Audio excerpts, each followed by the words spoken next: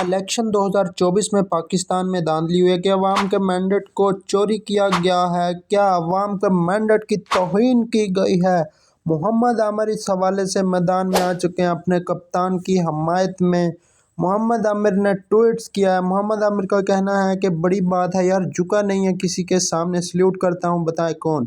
اب محمد عامر نے اپنے فینس سے سوال پوچھا کہ آپ بتائیں یہ کون ہے جو جھکا نہیں ہے، سلیوٹ کرتا ہوں اس بندے کو میں بھی۔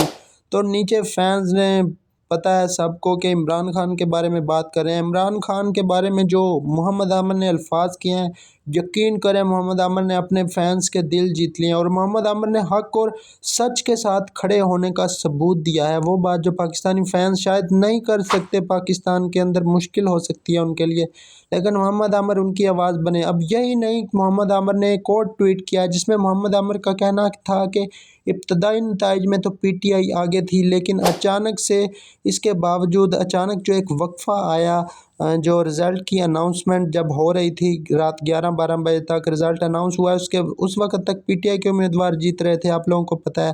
اس کے بعد وقفہ آیا جس سے تشویش ہوئی لوگوں کو، اس سے لوگوں کی تشویش بڑی، مطلب لوگوں کو شکوک و شبہات پیدا ہونا شروع ہو گئے۔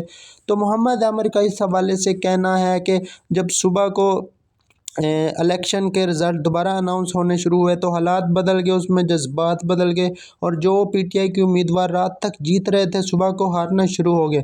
اب یہ محمد عامر نے ٹویٹ کیے ہیں اپنے کپتان کی حمایت میں، اور محمد عامر نے بڑی دلیری کا مظاہرہ کیا ہے، اور محمد عامر حق اور سچ کی آواز بنے ہیں۔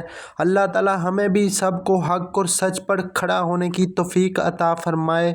اس ویڈیو میں اتنا ہی، اپنا خیال رکھیے گا، اپنی دعاؤں میں یاد رکھیے گا۔ ملتے ہیں نیکسٹ ویڈیو میں۔ اگر ویڈیو اچھی لگی ہو، ویڈیو لائک اور چینل سبسکرائب کر لیجئے۔ شکریہ۔